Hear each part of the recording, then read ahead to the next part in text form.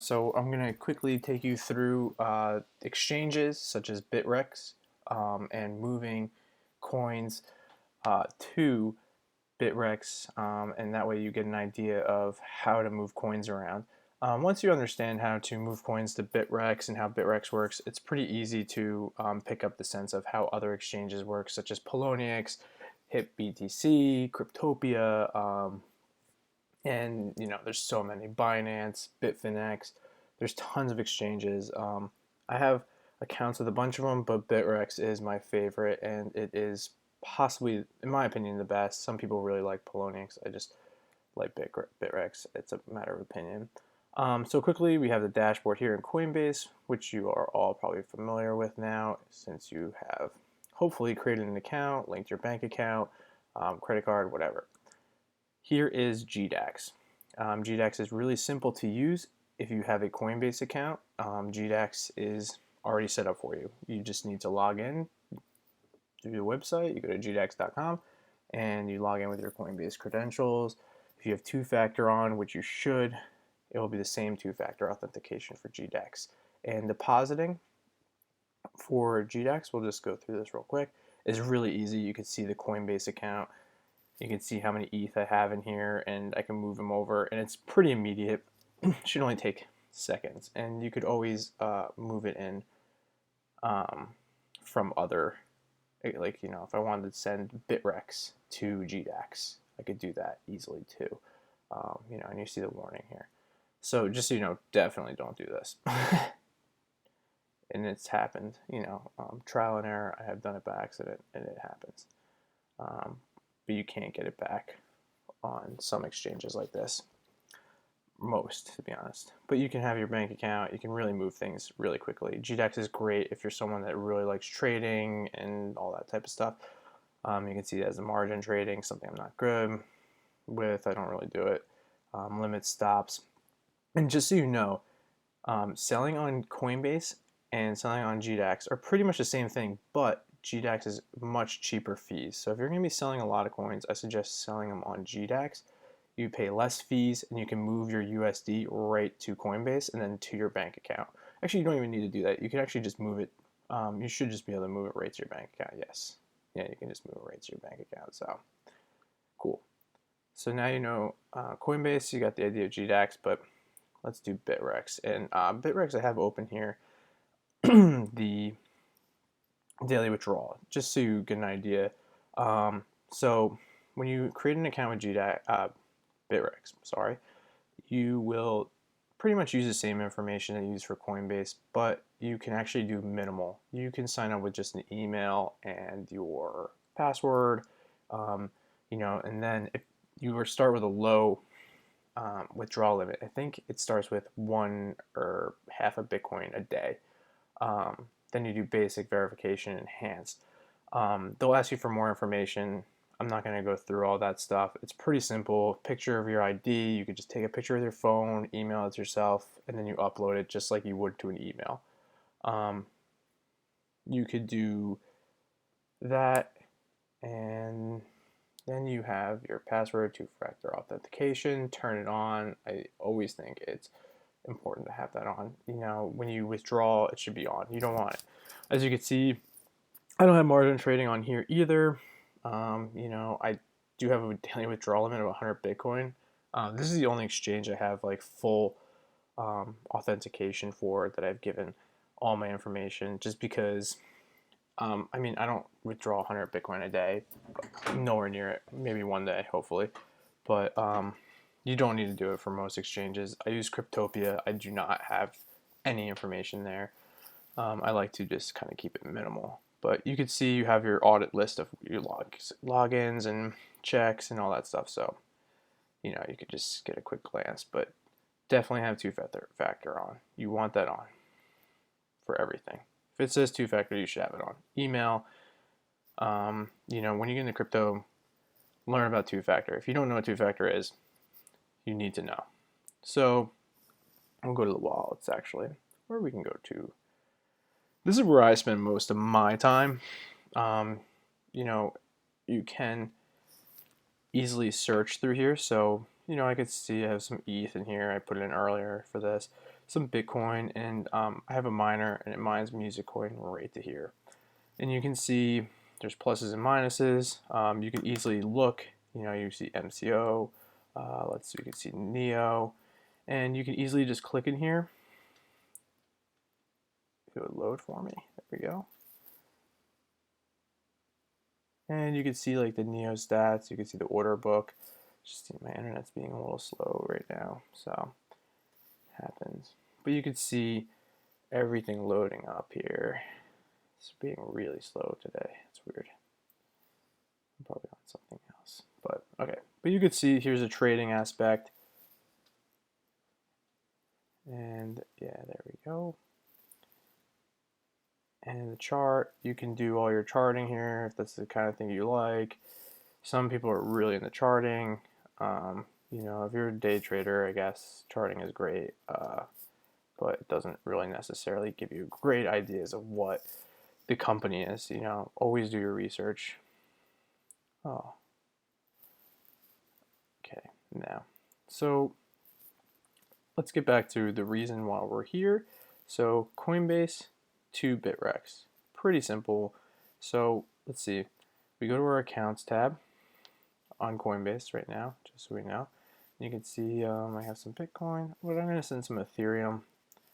So you go to send, and you see enter ETH address, and you have your wallet, you can put in USD amounts. You can do $10 or $20. Wow, I don't know what I'm sending. 20 USD. You can put in send the max, or no, it would be the other way around. Send the max, but you need to enter a valid address first. You can send a note. So we have it here. All right, the recipient. This is important. So we're going to go to our bittrex.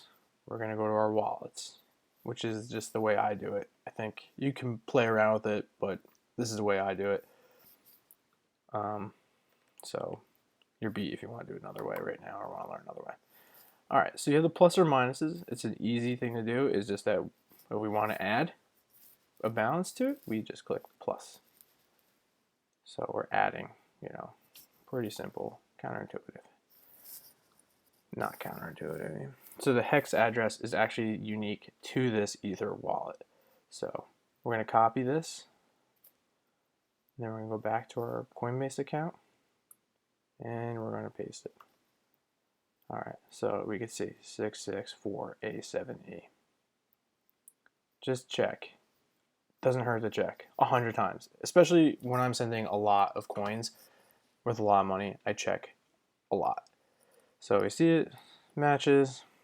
ETH wallet. I'm just going to send 0.3 because it's not. All right, you can get the fees. So, all right, cool. Continue. Now, two-factor.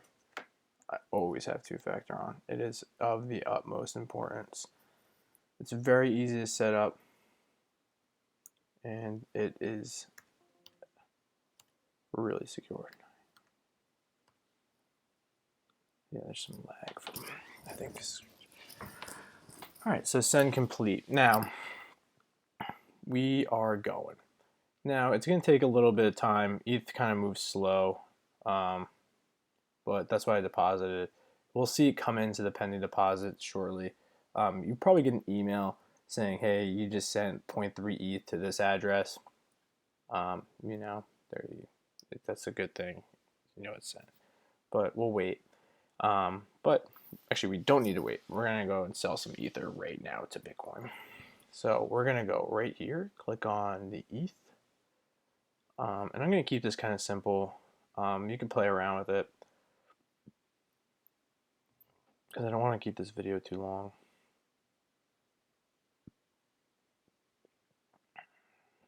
This is just taking a long time to load, so I'm going to let it load. So Ether just takes longer than some coins. Bitcoin takes longer than ETH. Litecoin is usually pretty quick though. All right, so can't really see. So we're going to shrink that. And I'll just move this over a little bit so you can see. All right, cool. All right. So I'm getting notifications from work.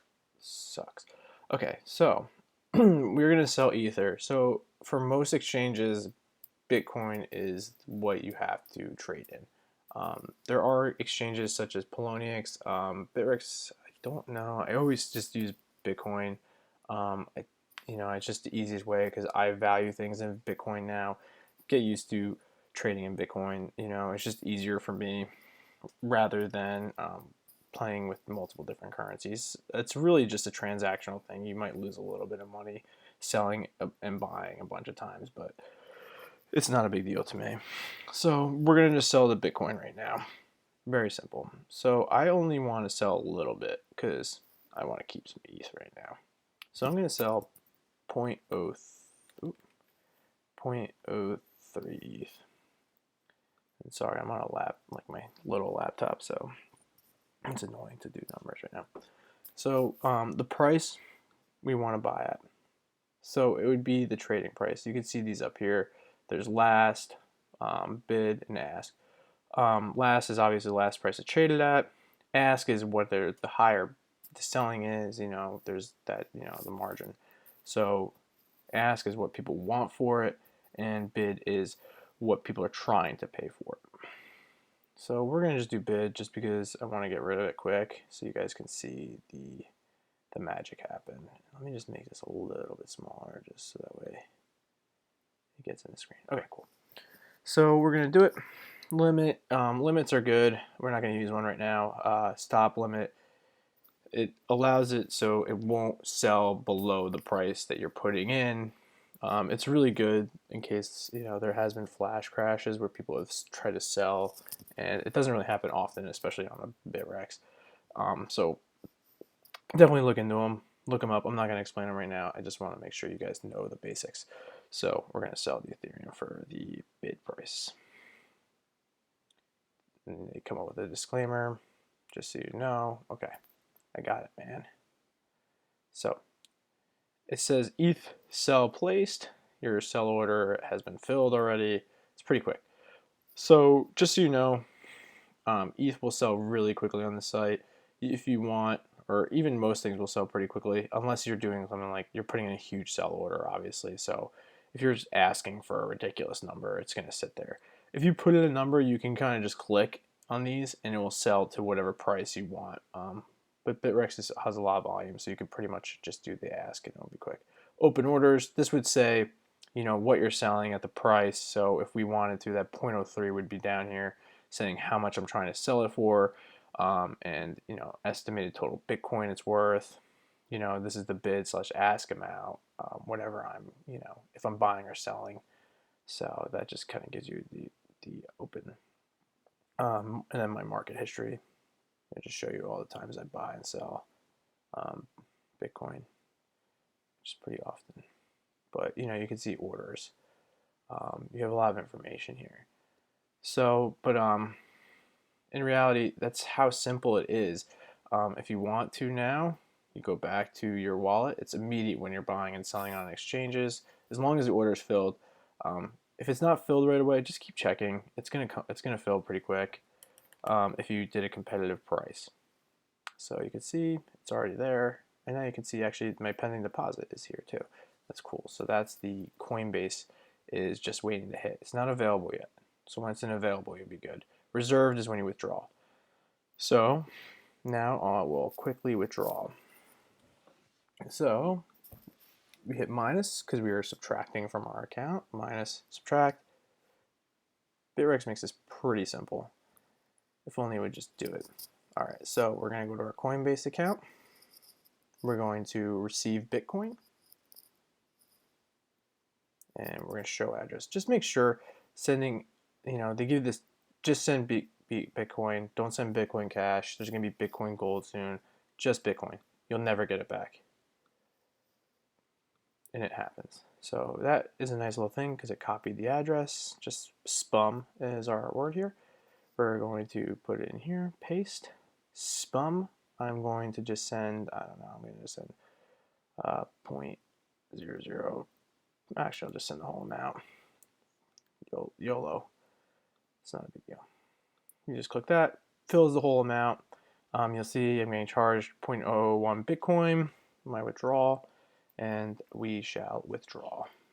And two-factor again. So as I'm doing this, I just want to say it is really important to, use two-factor. Of course, it's changing right now. Because cryptocurrency is also slightly sketchy with this. It's not unhackable. And I would suggest not keeping your money in exchanges all the time. So you can see the withdrawal.